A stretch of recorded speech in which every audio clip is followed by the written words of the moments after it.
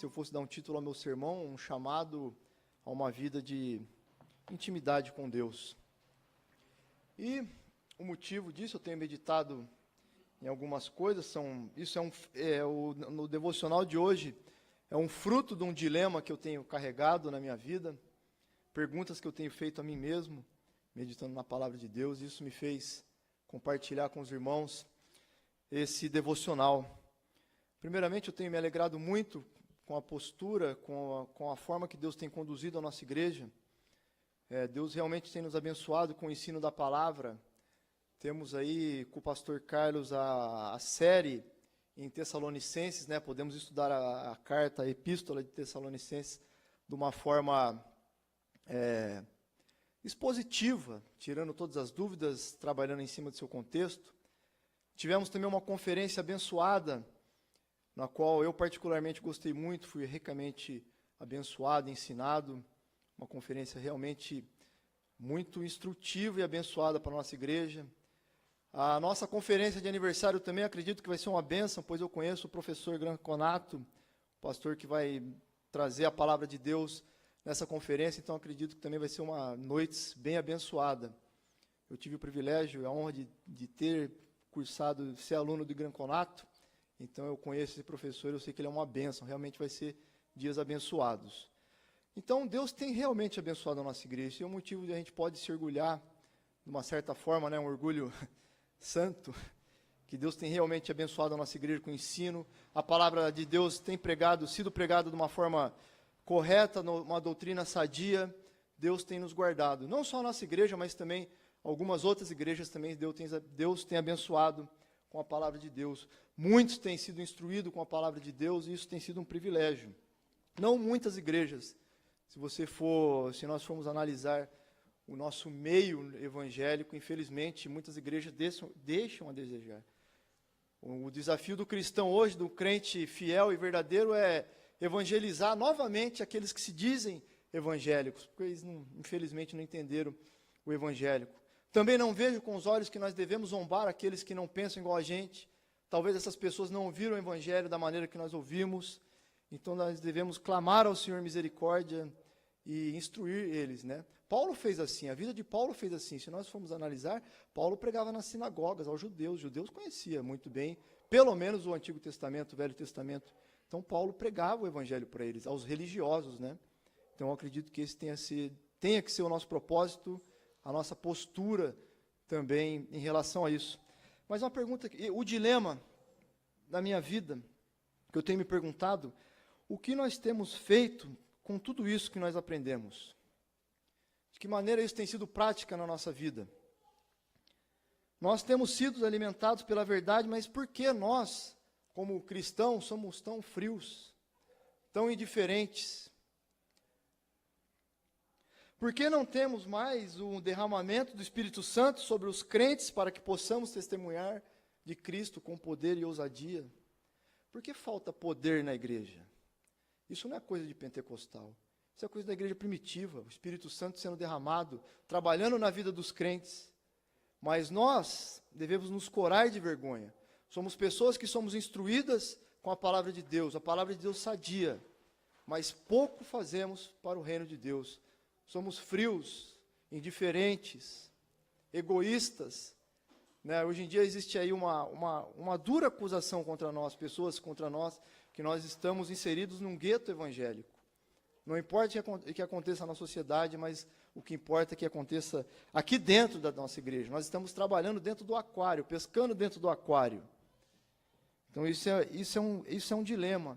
Sabemos muito, hoje eu estou falando no contexto nosso aqui, que graças a Deus temos sido abençoados, e não somente a nossa igreja, mas outras igrejas. É nesse contexto. Porque nós, com tantos recursos que possuímos, somos tão improdutivos no reino de Deus? Esse é o dilema. Os irmãos que já visitaram minha casa, sabem que eu tenho uma biblioteca lá em casa, eu tenho por volta de quase 1000 livros de estudo. Esses dias eu mudei meus livros de disposição na sala, tirei da sala, coloquei no corredor, fiquei olhando para aqueles livros lá e falei, de que adianta tudo isso se eu tenho sido um banana no reino de Deus? Eu tenho a cabeça muito inchada, mas um coração frio, improdutivo. De que serve 1000 livros acadêmicos, aprendendo a palavra de Deus, a doutrina sadia, e a gente é tão improdutivo. Mostro aos irmãos onde nós estamos sendo improdutivos. Isso que eu vou dizer aqui não é uma ideia de uma pessoa entusiasta, mas são dados históricos.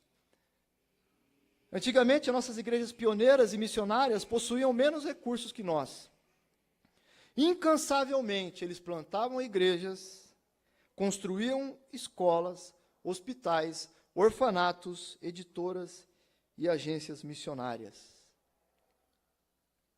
Os irmãos podem até tentar me refutar no que eu estou dizendo, mas eu daria aos irmãos aí séculos de história da igreja, para mostrar aos irmãos que a igreja, quando ela é cheia do Espírito Santo, é dessa forma que ela trabalha, ela produz. Eu não me gabo, mas eu gosto muito de estudar a reforma da igreja, eu gosto muito de estudar a história da igreja. A história da igreja vai mostrar isso. A reforma protestante, na qual nós devemos ser muito gratos, mostra isso. Quando o crente trabalha, é a escola sendo construída, é o orfanato sendo construído, é a palavra de Deus sendo pregada em todas as regiões, de casa em casa. Homens e mulheres desbravavam regiões, evangelizavam em casa, cuidavam dos frutos e plantavam novas igrejas. E não possuíam nem 10% do recurso que nós temos. Se os irmãos têm alguma dúvida, temos aqui o nosso irmão Roberto, que pode testemunhar disso. Talvez um dos primeiros irmãos que participou da construção dessa igreja. Talvez viu a coisa acontecendo. Temos o irmão Fausto, o irmão Áureo. Olha, tenho o privilégio de pelo menos reservar 30 minutos do dia de vocês e conversar com esses irmãos, para entender como era a igreja antigamente. Talvez muitos irmãos aqui também podem colaborar com isso, mas eu digo isso, que eu tenho conversado mais a respeito disso com o irmão Fausto, o irmão Roberto, o irmão Áureo. Realmente isso não é nada de entusiasmo, é coisa que acontecia na história e hoje não acontece mais. Nós somos homens e mulheres chamados para avançar um reino. E o avanço desse reino, meus irmãos, quer queira, quer não, é feito no território inimigo. Ontem tivemos no NEB, eu estava conversando com a irmã Sônia, no evangelismo que nós fizemos lá no bairro do Claudemir. Ali existem muitos centros, terreiros de Umbanda. Como eu ando muito pela rua, eu aprendi a identificar um terreiro de Umbanda. São terrenos enormes, chácaras enormes, eles colocam 2 vasos assim em cima da entrada deles. E até perguntei para a irmã Sônia se era na rua que ela estava fazendo o evangelismo, tinha ali uma galinha, um corpo do lado, a cabeça do outro. E no domingo o pastor Luciano tinha falado que nós devemos ter olhos para enxergar as situações espirituais. Poucos têm a noção do que está acontecendo no reino espiritual agora, nesse momento. Alguns Satanás querendo tirar a sua atenção da palavra. Satanás talvez fazendo você pensar em coisas na sua casa que você pode resolver perfeitamente a hora que você chegar na sua casa. Várias preocupações. O reino das trevas, ele labuta contra o reino dos céus nesse exato momento, e nós temos que ter essa ciência. E todas as vezes que nós fizemos os trabalhos para Deus, a obra do Senhor, a luta começa. Nós devemos ter isso em mente. Então o texto, meus irmãos, que eu quero ler com vocês nessa noite, vai se encontrar lá em Mateus, capítulo 11, versículo 12. Mateus, capítulo 11, o versículo de número 12. Como é um devocional, eu vou trabalhar só em cima desse versículo. Se eu fosse expor essa passagem, eu teria que ler pelo menos o capítulo 11, do versículo 2 até o versículo 24, não, até o versículo 19. Mas não é esse o nosso propósito. Os irmãos acharam? Então, Mateus 11, 12 diz assim: Desde os dias de João Batista até agora, o reino dos céus é tomado à força, e os que usam de força se apoderam dele. Mas antes da gente meditar nesse versículo, eu gostaria de trabalhar um pouquinho, de falar um pouquinho rapidamente de 2 características do reino dos céus ensinado na Bíblia. Pois hoje em dia é muito comum a gente ouvir os irmãos acreditarem que o reino de Deus, ou o reino do céu, é algo do porvir, que vai vir. mas a Bíblia nos ensina que ele é um reino presente. É uma tensão do já, o reino já inaugurado e o ainda não, ainda ele não foi consumado.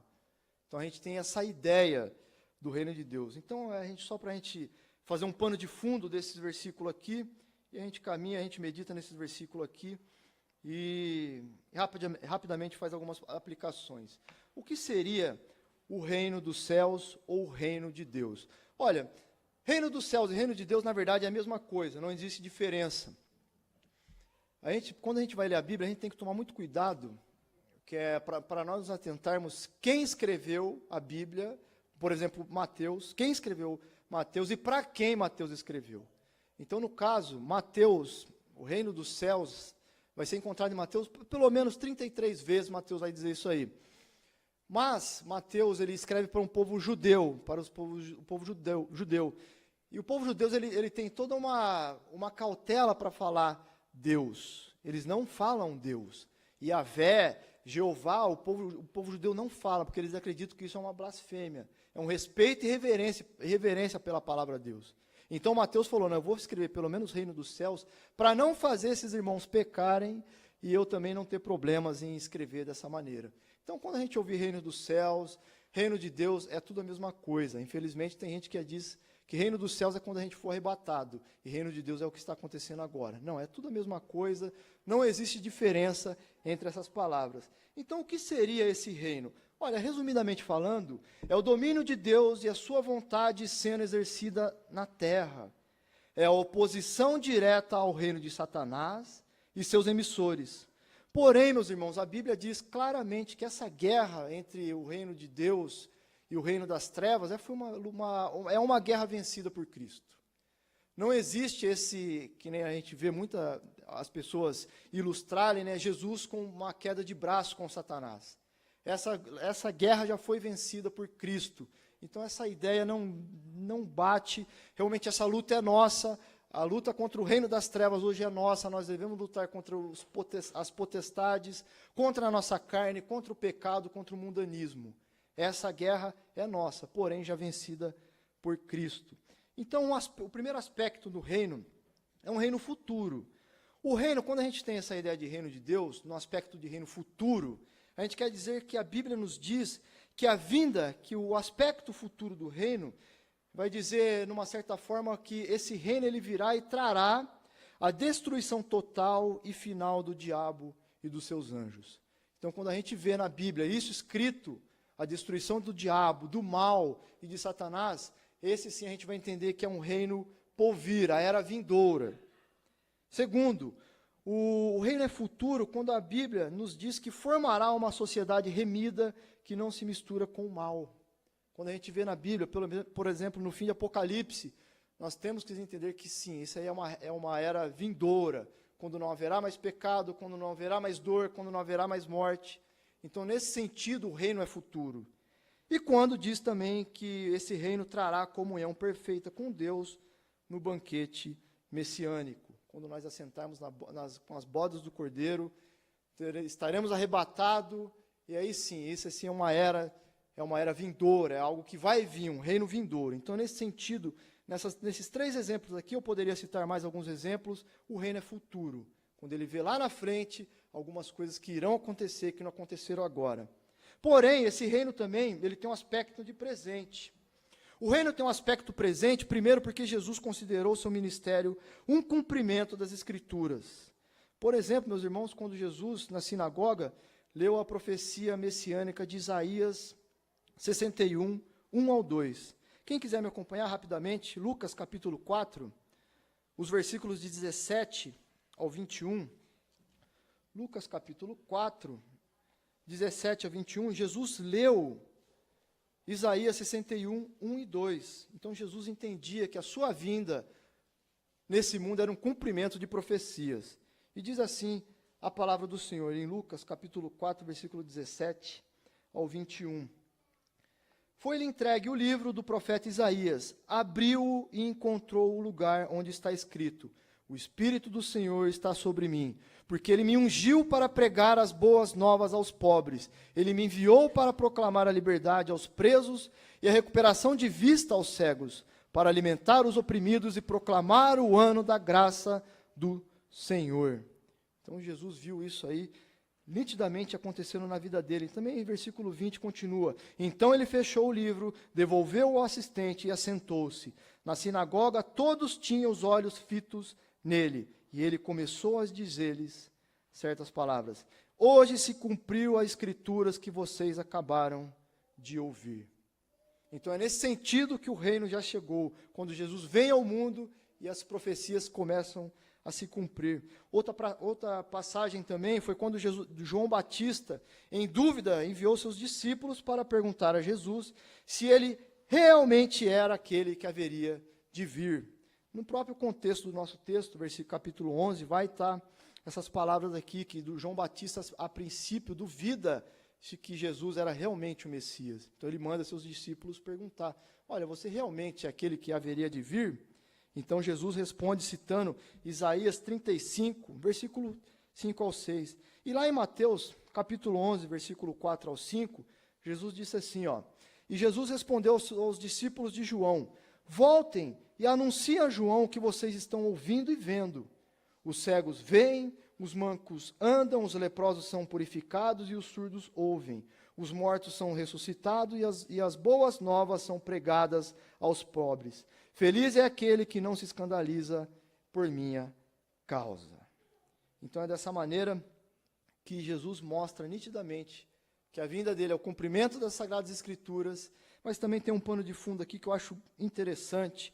Mateus capítulo 12, versículo 28 ao 29, para mim é a afirmação mais forte de que Jesus diz que o reino de Deus já está acontecendo em nossos meios. Mateus capítulo 12, versículo 28 ao 29, diz assim, esse aqui eu leio aos irmãos, sem problema nenhum. Jesus diz assim, mas se é pelo Espírito de Deus que eu expulso demônios, então chegou a vocês o reino de Deus.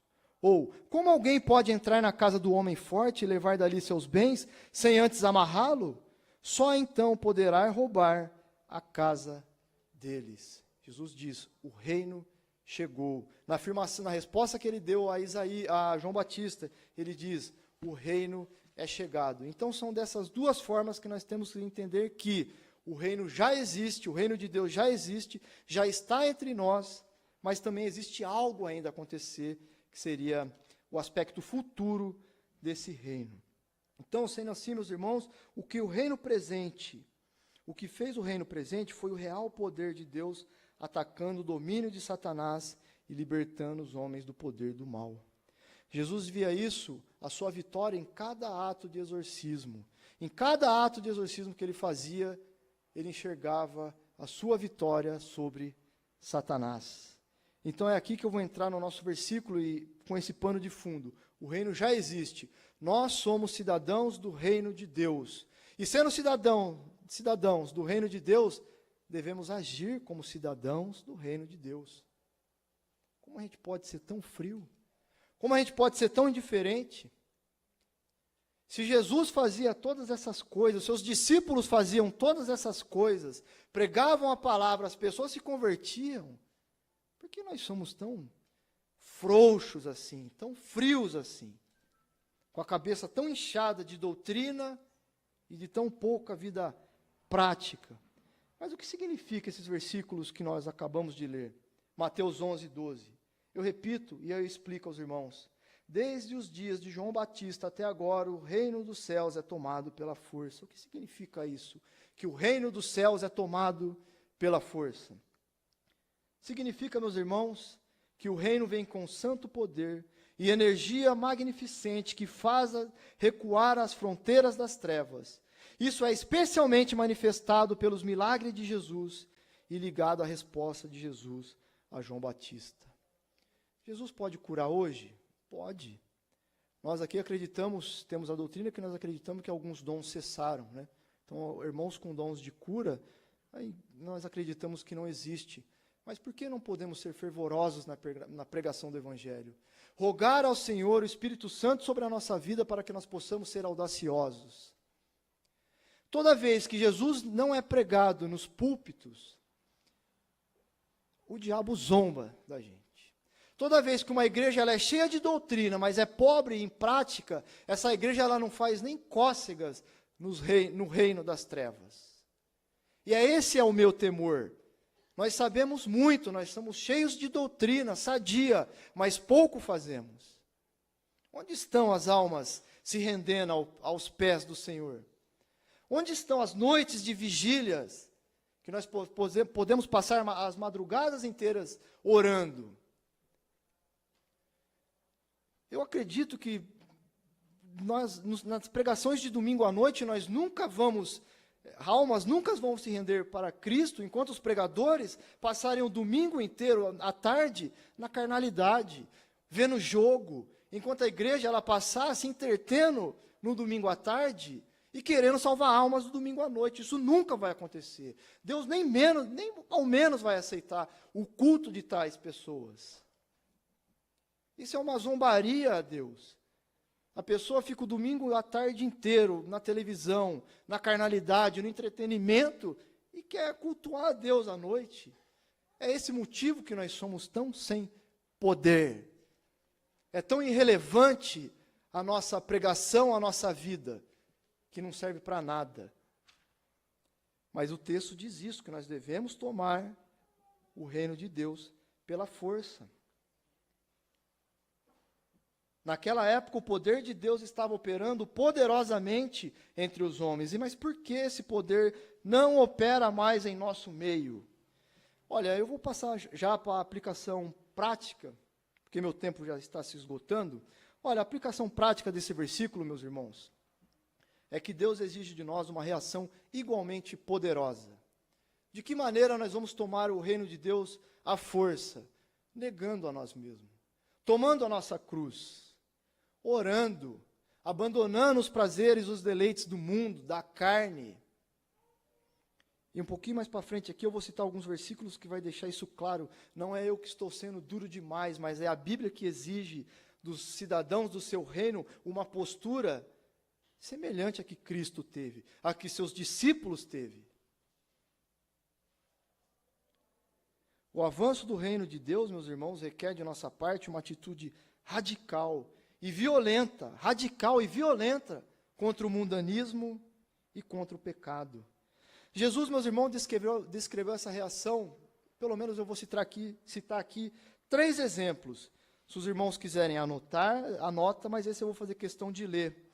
Por exemplo, em Marcos, capítulo 9, dos versículos 43 ao 47, Marcos, capítulo 9, versículo 43 ao 47, diz assim, eu já vou lendo para não tomar muito tempo dos irmãos, mas diz assim a palavra do Senhor em Marcos, capítulo 9, versículo 43, 47, que diz assim, se a tua mão o fizer tropeçar, corte-a. É melhor entrar na vida mutilado do que ter nas 2 mãos e ir para o inferno, onde o fogo nunca se apaga e o verme não morre. E se o teu pé fizer tropeçar, corte-o. É melhor entrar na vida aleijado do que, tendo os 2 pés, ser lançado no inferno, onde o verme não morre. E se o teu olho o fizer tropeçar, arranque-o.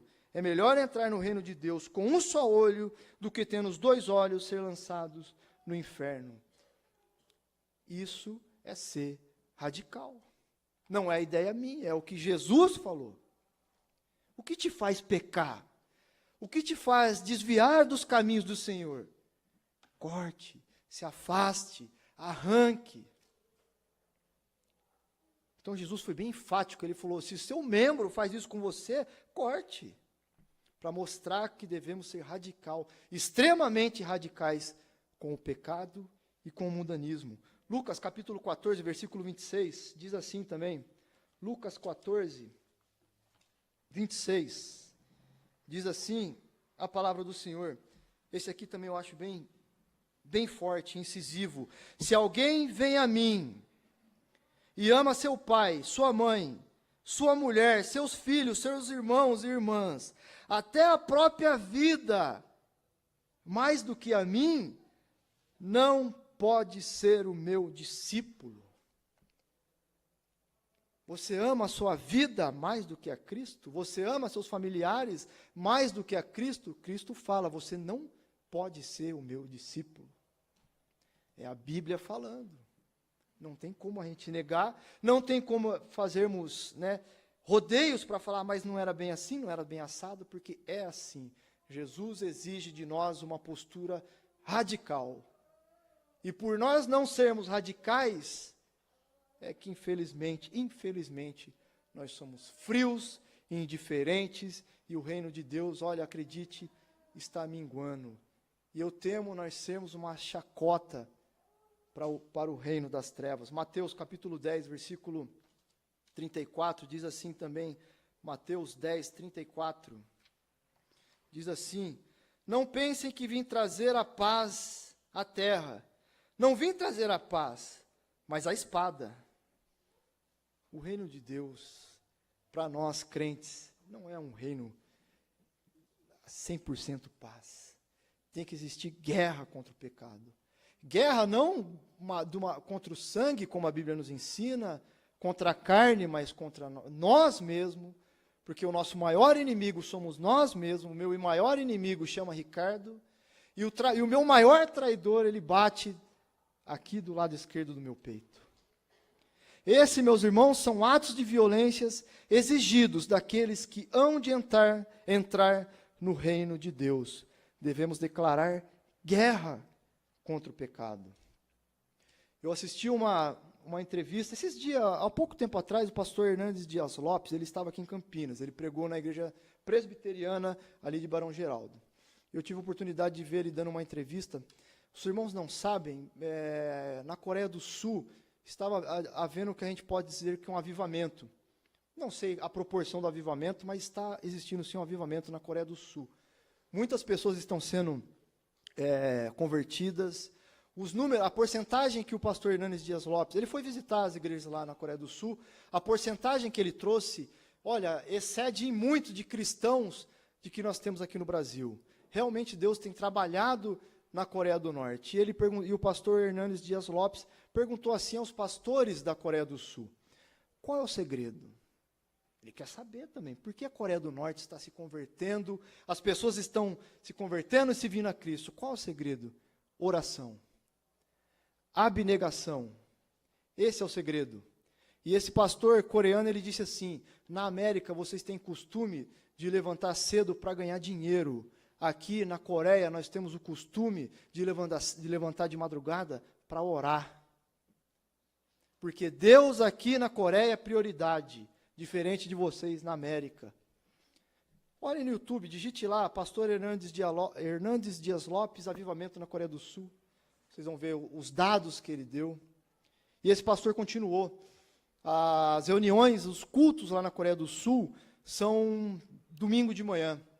E ele falou, sábado para domingo, nós subimos ao monte. Eles se retiram para orar. Mais de 100 pessoas orando. Eles passam a madrugada inteira orando, aborrecendo a sua vida, negando a si mesmo, lutando contra a carne, agindo violentamente contra a carne, a madrugada inteira orando. E eles falaram, a gente sai do monte, direto e vai para a igreja. E quando eu prego a mesma coisa, não muda nada. Mas quando eu abro a boca, os corações se derretem. E as pessoas se convertem. Esse é o segredo. Oração, abnegação. Esse dia, francamente falando, foi uma dificuldade, está sendo uma dificuldade levantar homens para fazer uma vigília de madrugada. Vigília de madrugada. É difícil nós negarmos a nós mesmos, rejeitar uma noite de sono e orar com o propósito de que almas sejam salvas, de que o reino de Deus avance nesse mundo vil, nesse mundo mau, nesse mundo tenebroso. Então, meus irmãos, eu concluo aqui com algumas maneiras para nós nos aproximarmos de Deus e mortificar o pecado em nossa carne. Número 1, esforce-se para não amar o mundo. Empenhe-se, meus irmãos, em afastar os seus afetos das coisas criadas e erradas, e de todos os deleites e entretenimentos desse mundo. que é aborrecer a nossa vida? É negar os deleites do mundo. É realmente vestir a camisa, eu sou um cidadão do reino dos céus, e honrar ao Senhor, ter uma vida devota, ter uma vida de santidade, uma vida de ardor, que o seu coração arde de desejo de buscar ao Senhor.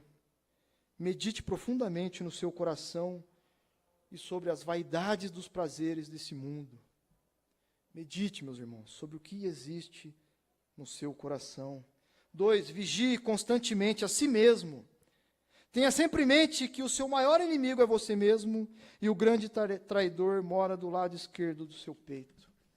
Desconfie de você mesmo. Ponha guarda perante os seus lábios, examine os sentimentos que brotam no seu coração e não dê vazão aos pensamentos vãos.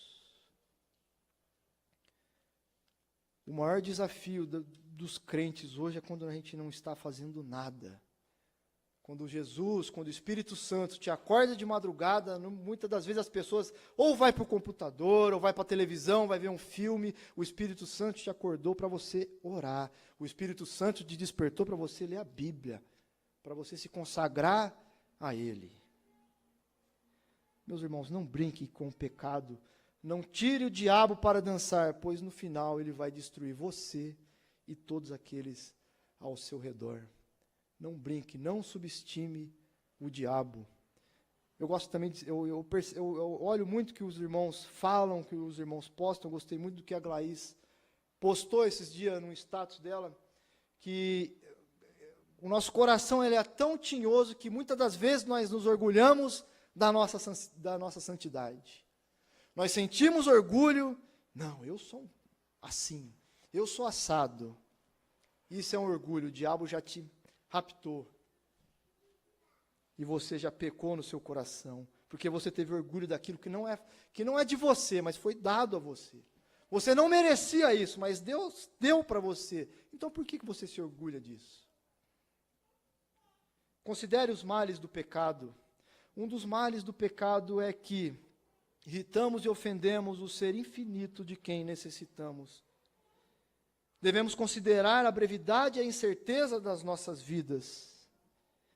E devemos sempre nos lembrar, todos os dias, que, em breve, todos nós desceremos a um túmulo sombrio e silencioso. Alguns, graças a Deus, estarão reinando com Deus no céu, assim que fechar seus olhos nesse mundo.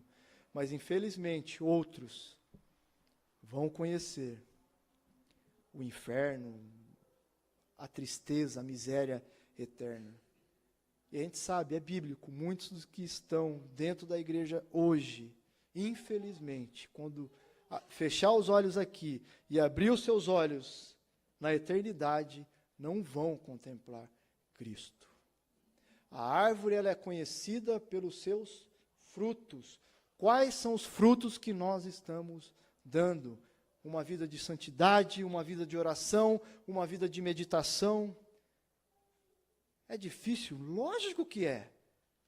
A natureza pecaminosa está em nós, mas nós devemos lutar. Por isso que Jesus disse, o reino é tomado à força. Desligue a televisão, ore. Desliga a televisão, leia a Bíblia. Quando eu estava ali, bem onde o Arielson estava, quando o pastor Cleiton disse aqui que quando ele se converteu, o pastor Cleiton foi o da conferência, quando ele tinha o costume de ler a Bíblia de madrugada, ele acordava de madrugada para ler a Bíblia, eu escutei assim uns sorrisinhos assim no fundo. Tipo, dizendo, realmente esse cara é louco. Louco não, ele é sábio.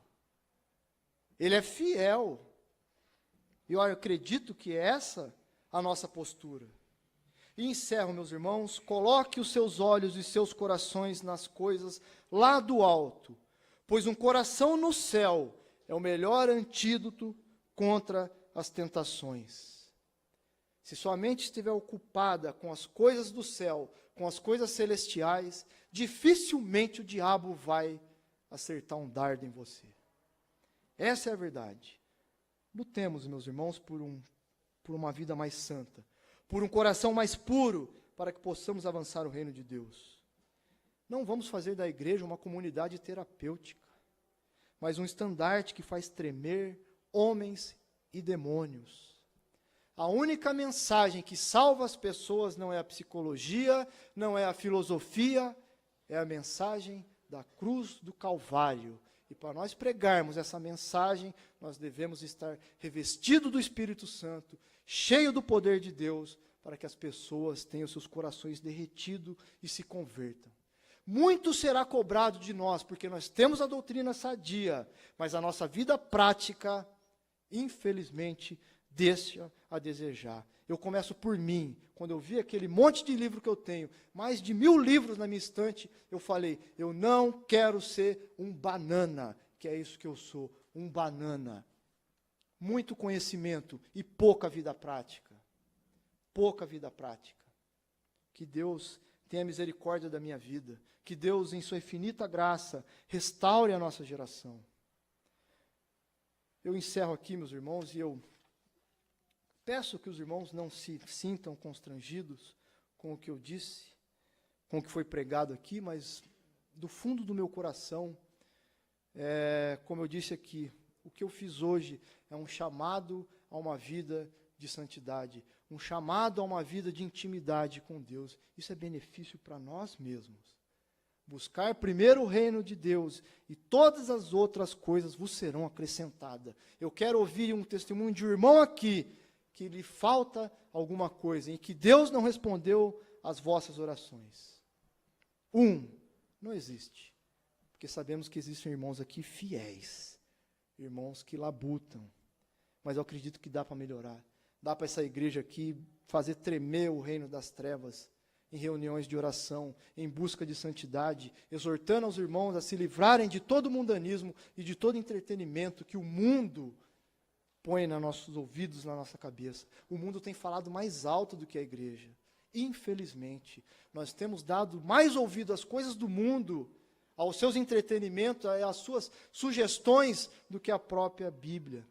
Nós temos nos perdido quando nós lemos a Bíblia, porque nós não sabemos mais para quem a gente dá os ouvidos, e nem o apito que nós apitamos. Meus irmãos, que nós possamos juntos, como igreja, juntos, eu e vocês, termos uma vida de santidade, uma vida de devoção, uma vida abnegada, e realmente fazer a diferença aqui. Realmente, eu não acredito que o Deus que nós servimos seja tão fraco que isso reflete em nós. O Deus que nós acreditamos é um Deus poderoso, é um Deus de graça e de misericórdia, é um Deus que criou todas as coisas. Então eu acredito que nós possamos, no mínimo, ser 1% do que Ele foi. Amém, meus irmãos? Por favor, não me entendam mal. O meu desejo é esse, eu e vocês, possamos ter uma vida de intimidade com Deus. Amém, meus irmãos? Muito obrigado pela oportunidade.